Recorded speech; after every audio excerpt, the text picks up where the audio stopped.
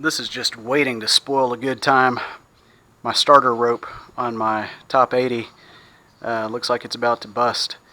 So before I go flying next time and have to abort with a broken rope, I'm going to go ahead and replace it now. On the internet, I've seen somebody else recommend taking the whole motor off of the frame, and I think I can avoid that.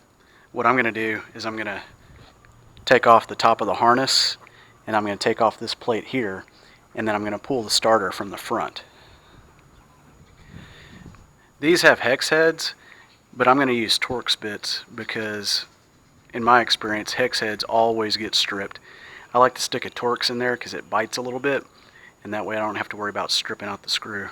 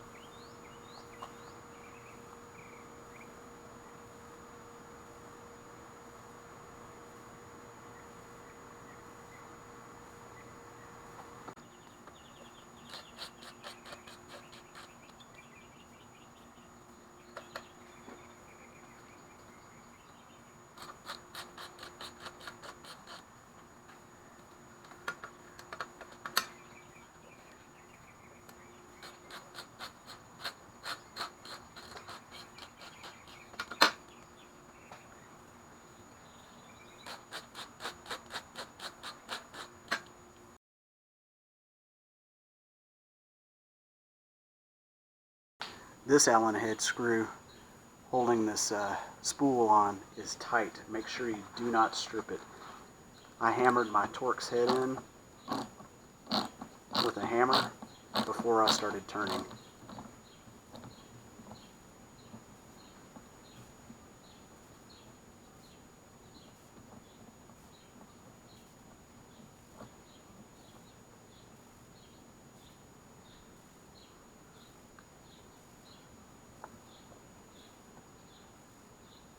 Watch your eyes in case the spring comes loose.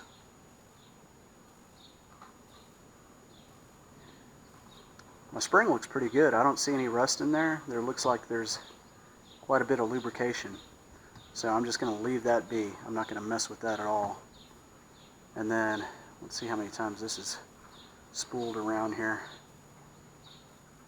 Start there. 1, 2, 3, 4, 5, 6 times.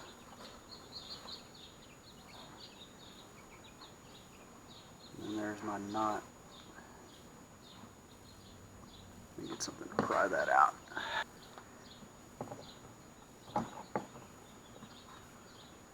And I use just one little simple knot.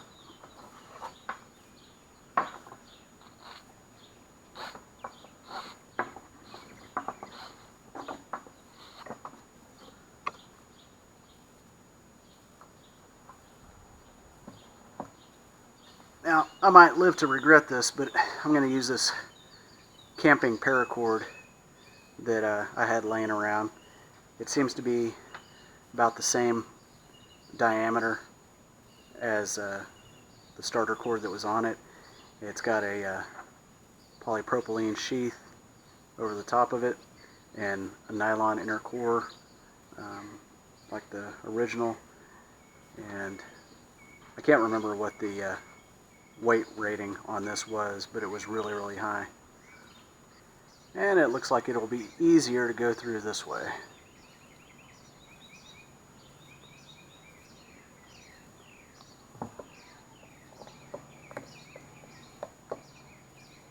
Yep.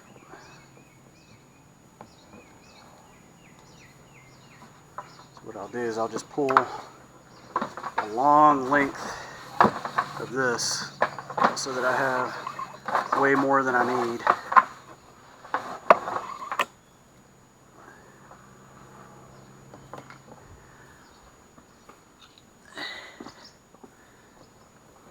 And then I'll cut this end here. and then I'll heat it up to keep it from unraveling. You can use a lighter or something like that. I like using a heat gun.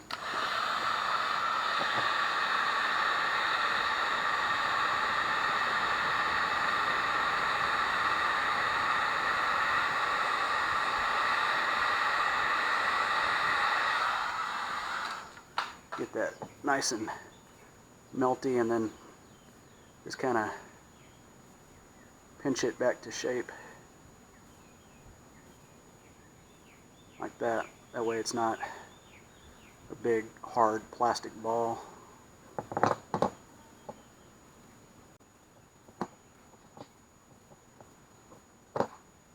I'll just do what they did. I'll keep it one simple knot.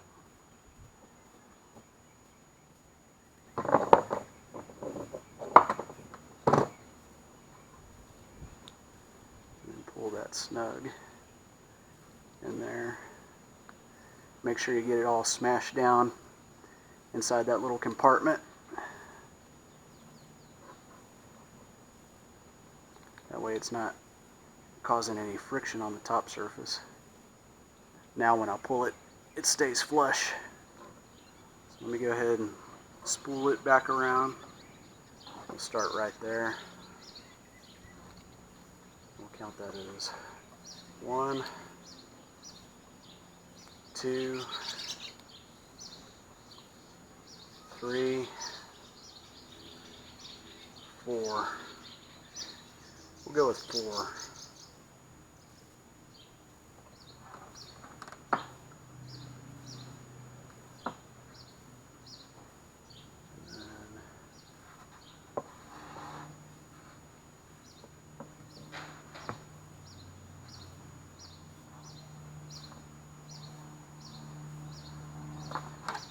Put it back in the same way it came out, and then turn it until you feel it drop down into the spring.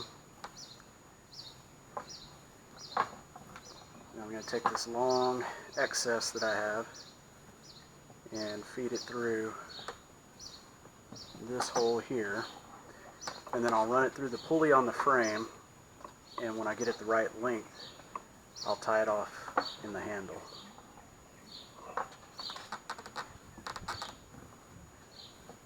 Put the center screw back in on top.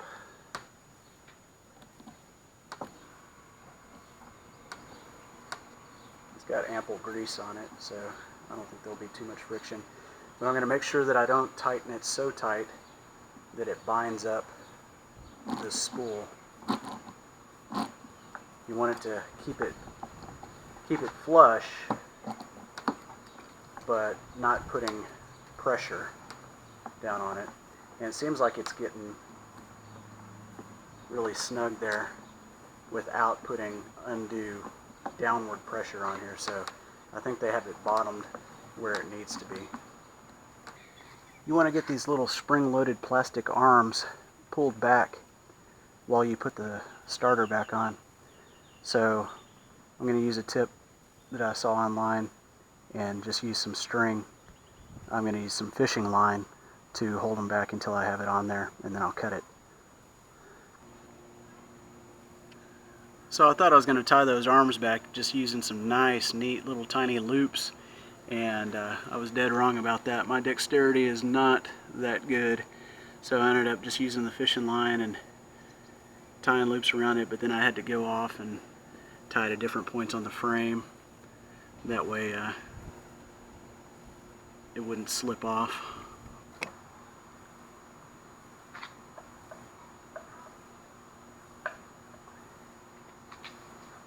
Got the cord coming up top,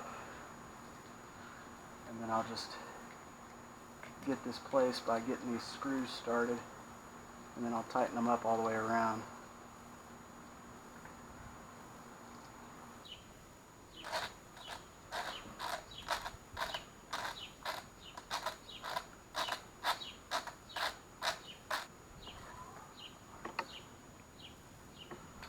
Before I get real tight, I'm going to cut those strings off.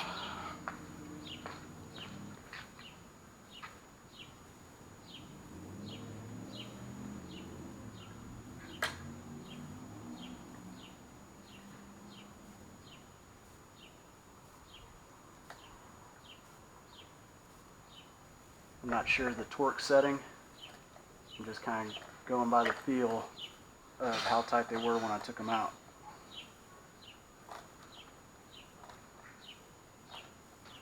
Now I'll run the cord up through the pulley.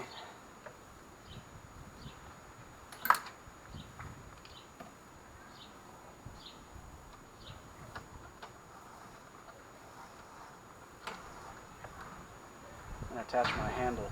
And I want to give myself a little bit of slack, not too much because I don't want it whipping around and going into my propeller, but I don't want it as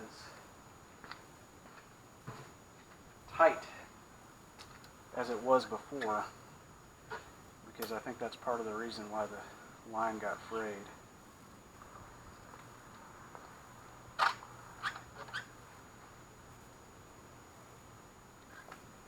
Take the slack out, and this might take more than one attempt to get the length exactly where I want it. But you see right there, there's no tension up against the pulley, but it's still short enough it's not going to go back in the propeller.